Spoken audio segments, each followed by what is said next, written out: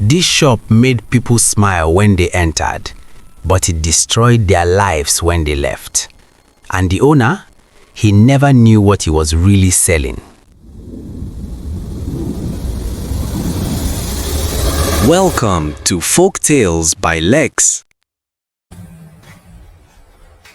In a busy African town where the sun always seemed to pour fire onto the red dusty roads and traders shouted from morning till night, there stood a shop at the corner of the main road.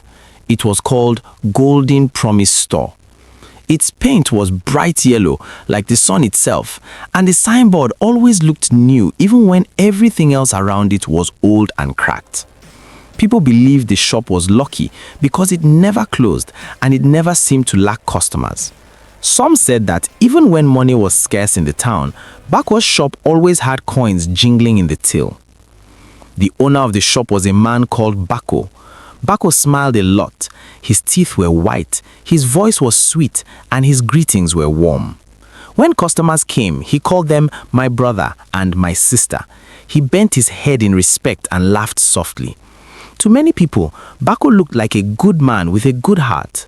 Children waved at him as he passed by, and mothers would whisper, "That young man has manners. He is kind." Everyone admired him because his shop was clean, his clothes were neat, and he seemed to have time for everyone, even when busy. But elders say something important. Not every smile carries kindness. Some smiles are only doors hiding darkness behind them. And unknown to the people of that town, Bako's shop was not just selling goods. Slowly, quietly, it was selling something else. Something heavier than bags of rice, deeper than bottles of oil, and more dangerous than spoiled food. No one could see it at first, but the town would soon learn that every dishonest act leaves a mark, and every lie always comes back. Bako was not born wicked. As a young boy, he helped his mother sell pepper and onions in the market. They were poor, and many nights they slept hungry. Sometimes, customers cheated his mother, giving her fake money or lying about prices.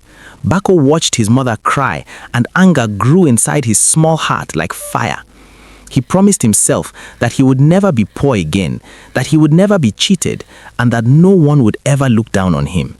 That fire in his heart was quiet for years, but it never went away. As he grew older, that anger changed shape. It became cunning and clever. He told himself, if the world cheats you, you must cheat it back. When he finally opened his own shop, he promised himself he would never be poor again. He wanted money, respect, and power, and he did not care how he got them. Little by little, he learned how to trick customers, how to hide rotten flour under fine packaging, and how to mix poor quality rice with the good ones. Each coin that came from lies made him feel smarter, stronger, and more untouchable. So Bako began small. He mixed bad rice with good rice. He added water to cooking oil. He sold expired food and wiped the dates clean. When customers complained, he smiled and blamed transport, weather, or suppliers. Every lie brought him more money, and every coin made his heart harder.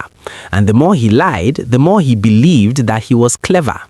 People began to trust him even more because he smiled, bowed, and seemed honest. The town never suspected that their golden shop was filled with hidden regrets. One hot afternoon, a poor woman named Mama Sola came to Bako's shop. Her wrapper was old and her slippers were broken. She had saved money for many weeks to buy flour to bake cakes for her daughter's school. She told Bako gently, "Please, give me good flour. This is all I have." Her hands were shaking and her eyes looked hungry. She trusted Bako because he always smiled and promised the best. Bako smiled like always. He nodded and said, "Don't worry, Mama, I will give you the best." But inside, he laughed quietly. He reached under the shelf and brought out a bag of flour that had been spoiled by moisture. He mixed it with a little good one and sold it to her at full price.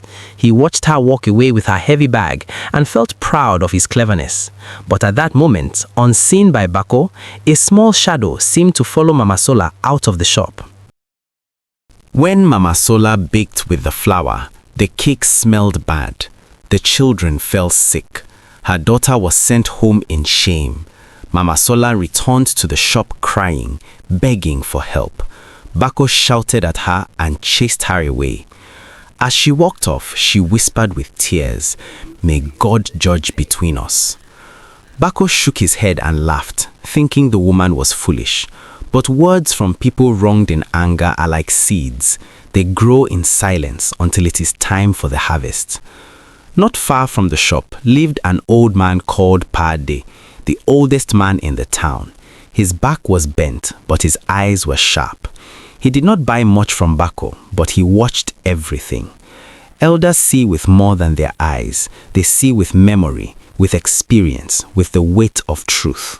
He noticed the people who left the shop smiling, but returned home sad, ill, or empty-handed. He whispered to himself, "A shop that feeds on lies will one day sell regrets." Pade stood by the road one evening and watched Bako counting coins in the sunlight. The old man muttered softly, "The hands that cheat today will shake tomorrow. The feet that walk over others will stumble. The heart that feeds on pain will burn in regret." Bako heard the whisper, but only laughed, thinking the old man spoke nonsense. He turned the key to his shop and went inside, unaware that shadows in the corners seemed to move, and faint whispers said things he could not understand. As time passed, Bako became rich. He built a big house with shiny gates. He bought cars and wore expensive clothes. People praised him and called him successful. His shop became bigger, brighter, and busier. But something strange started happening. Shelves would shake slightly when no one touched them. Bottles would fall and break in the middle of the night. Faint whispers like crying or angry murmurs filled the empty shop when he closed the door. Bako ignored it, thinking it was the wind, the town children, or his imagination. Bako also began having dreams. In his dreams, customers returned carrying broken items, spoiled food, and empty wallets. They stood quietly looking at him without speaking, with eyes full of anger, pain, and betrayal. When he woke up, sweat covered his body and his heart thumped loudly. Still, he ignored the signs. Greed is a loud noise. It blocks warning sounds.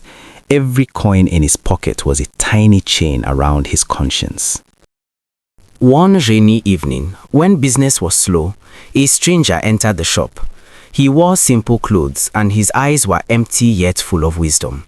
He spoke calmly, "I want to buy something valuable, something that cannot be weighed or counted."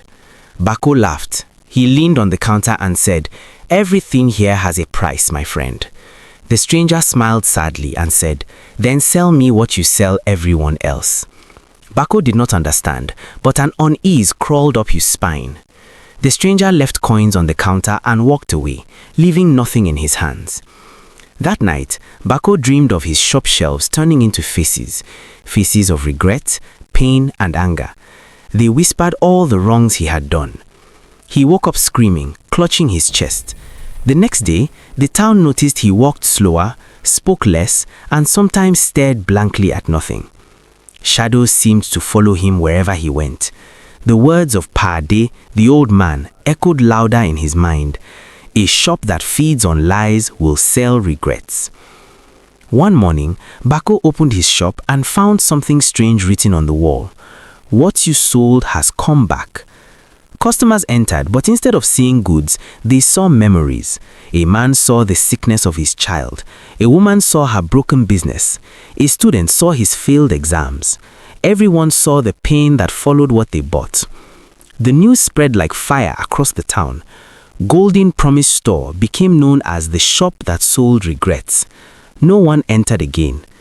Bako lost everything. His money disappeared, his house was empty, his friends left, even his smile refused to come back. He returned to the shop one night and cried like a child, sitting in the middle of the dusty floor. Pade came and said, "A business is not just about selling goods, it is about selling trust."